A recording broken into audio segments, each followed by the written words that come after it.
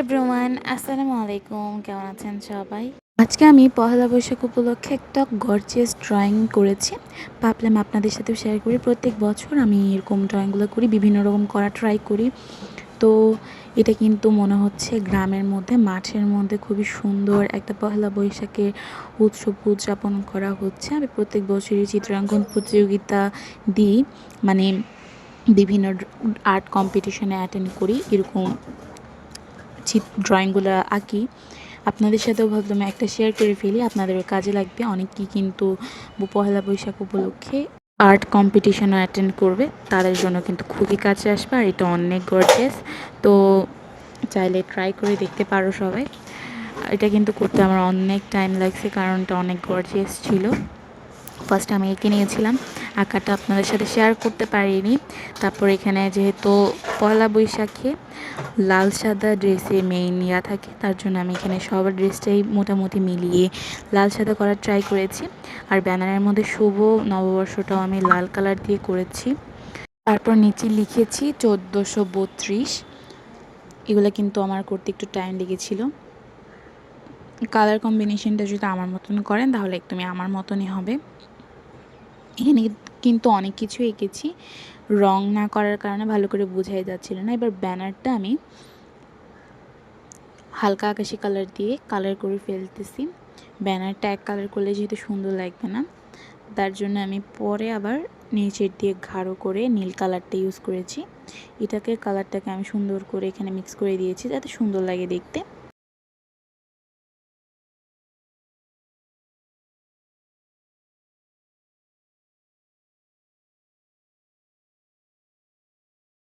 আর্টের জিনিসগুলো কালার করার সময় আমাদের উপর থেকে নিচ পর্যন্ত যাওয়া খুবই দরকার।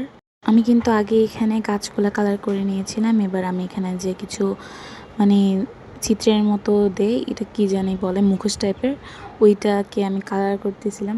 এটা আপনারা ইচ্ছে মতো মুখোশ আঁকতে পারেন, তারপর ইচ্ছা মতো কালার করতে পারেন, এটা আপনাদের ইচ্ছা মতো। এবার বেলুনগুলো কালার করেছি। বেলুনগুলোর কালার করতে আমার খুবই ভালো লাগে। এবার ঘরের ঘর বলতে হচ্ছে এখানে যে কিছু ঘর টাইপসের থাকে, ওগুলো কালার করতেছি। আমার পয়লা বৈশাখের সময় একটা খুশি লাগে হচ্ছে কালার করার সময় এখানে সব কিছু রেইনবো টাইপের হয়েছে। তো এখানে ঘরটা সুন্দর করে কালার করে দিয়েছিলাম, কিন্তু এখানে বাউলের যে ড্রেসটা আছে ওইটাও কালার করেছি। এখানে যত পারবেন রেইনবো টাইপসের করার ট্রাই করবেন, খুবই সুন্দর লাগবে। আকাশটা কিন্তু আমি একটু একটু সাদাও রেখে দিয়েছি যাতে মেঘ মেঘ ভাইব লাগে। তারপরে এবার আমি ব্যানারটা একবার এক একটা কাজ করছিলাম, মানে যে কালারটা নিয়েছিলাম সেই কালার দিয়ে সব কাজ শেষ করার ট্রাই করছিলাম। তো এখানে ভিতরে ভিতরে যে গাছগুলো দিয়েছিলাম সেগুলোও করে ফেলতেছিলাম।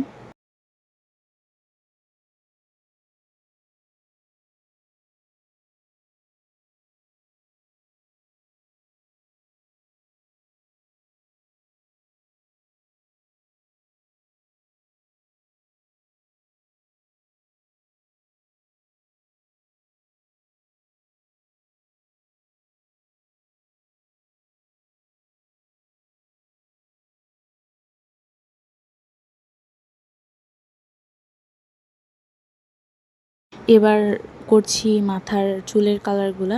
আমি সবসময় কালো কালারটা বা আউটলাইন করলে ড্রয়িং একদমই শেষ করার পর করি, যাতে কালো কালারটা ছিটিয়ে না যায়।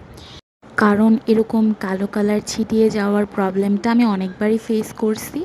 তো এখানে মাথার সবগুলা কালারই করে নিয়েছিলাম, আর এখানে একটু একটু কাজ বাকি ছিল।